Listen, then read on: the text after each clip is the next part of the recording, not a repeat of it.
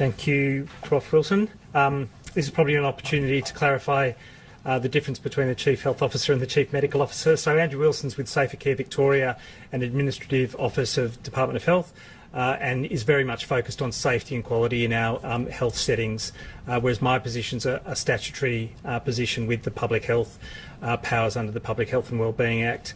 So it's entirely appropriate that Prof Wilson speaks to the issues of clinical safety and quality in our health services in the broadest sense. So 148 new cases today, up on yesterday, but again with a 7-day trend that is clearly heading down. I think I expressed my hope that we'd be under 150 next week, last week, and we're here now. So it is encouraging to see these numbers. They will go up and down. We do have some lower testing numbers that might mean that this number even increases in the next couple of days if people can come forward for testing today and tomorrow. We absolutely want to encourage that. We want to find every single case that's out there. But these somewhat lower numbers might be a reflection of having testing that's below the 15,000 mark. We're certainly seeing some stabilisation in the number of people who are hospitalised, and I think there'll be a slow decrease in the number of hospitalised patients with coronavirus, especially as we're strengthening the care of aged care residents on site, in their homes, in those facilities. One of the challenges with healthcare worker infections has been the significant number of aged care patients located in one ward at one time.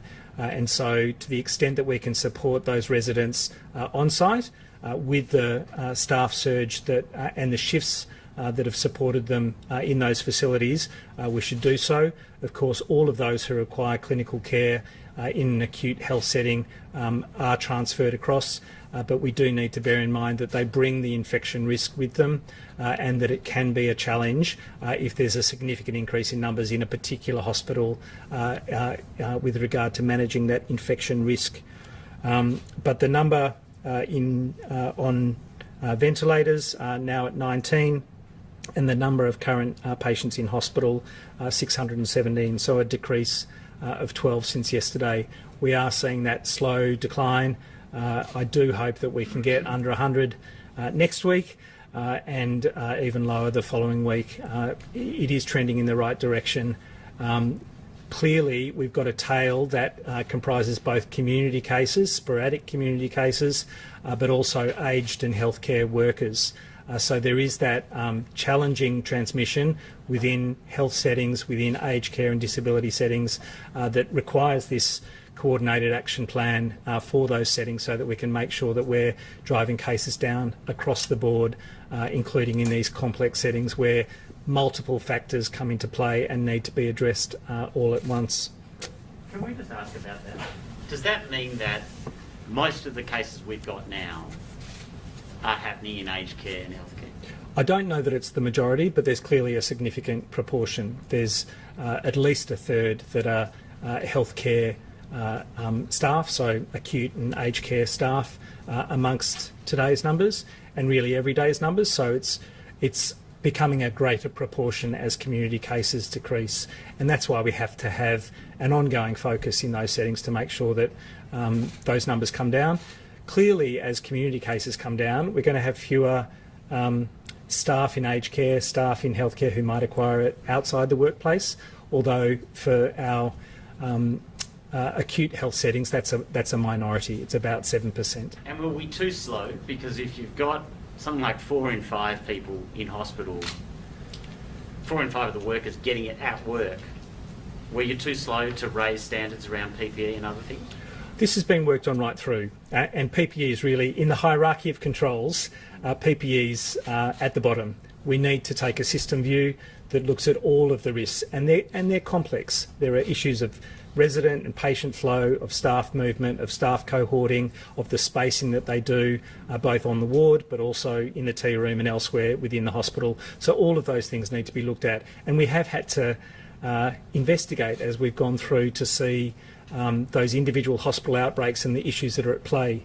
We might not have understood the extent to which ventilation played a role in a particular setting. If that comes to the fore in the data that we're seeing, then we have to address that and we have to disseminate those lessons, as Prof Wilson said. Can I just suggest something though? Because I think it was about 3 weeks ago, I can't remember if it was the Premier or you, but you were quite adamant that more than half of the people getting the virus who worked in hospitals were getting it in the community. And that was only about 3 weeks ago.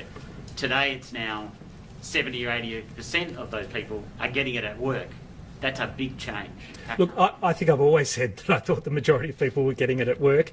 For those cases that had been determined, they represented a minority of all of those that were under investigation. But there are a significant number under investigation in the previous 2 weeks.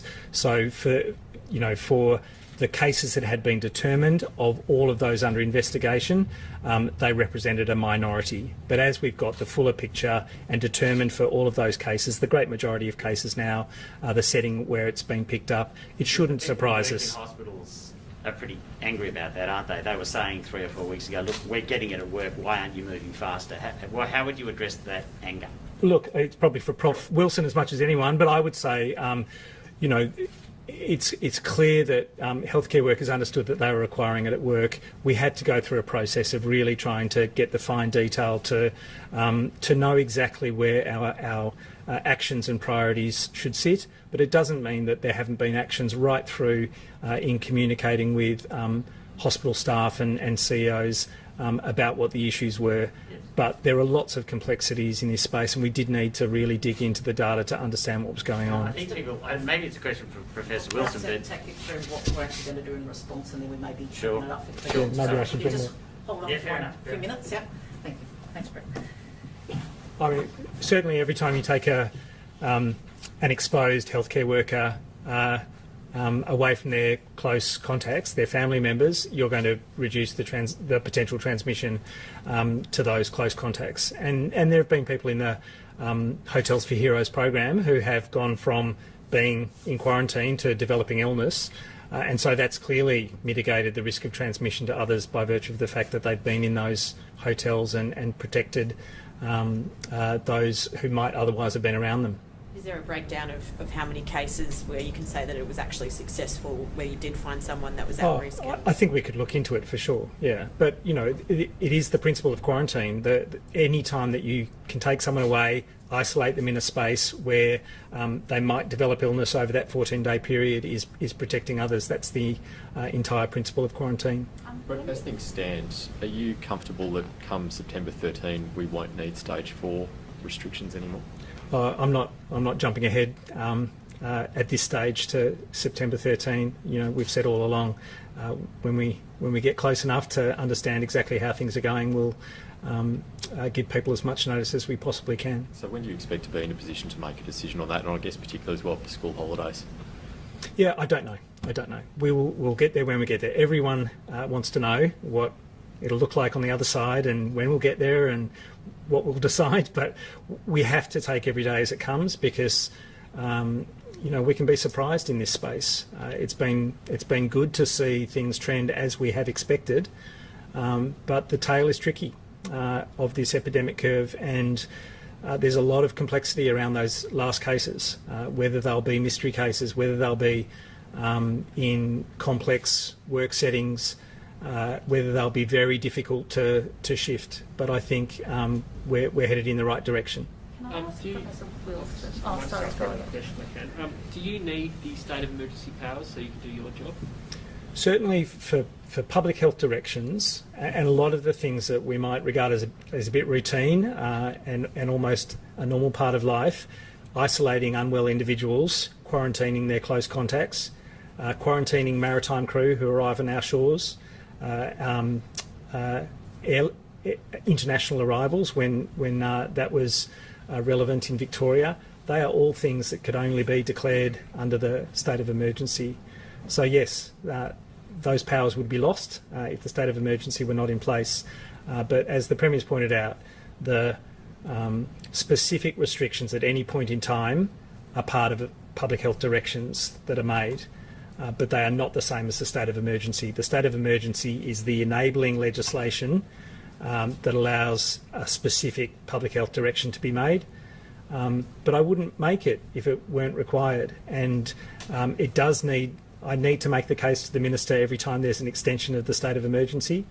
And the Minister acquits that decision making through Parliament in terms of reporting back. So, yeah, there are some things that couldn't otherwise be possible in terms of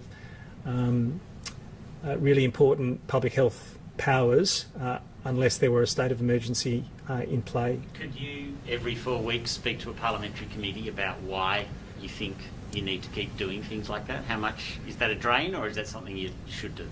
Oh no, I think it's made in terms of the case that I make to the Minister every 4 weeks. That goes through a process of legal review. It's checked I guess against. I'm asking if you'd be willing to go through that in a parliamentary process as well, because clearly some of the upper house MPs would like to have more oversight of the continuation. Would you be willing to be part of that parliamentary process? Oh look, I think that's for Parliament to speak to. It's not for me to chime in on.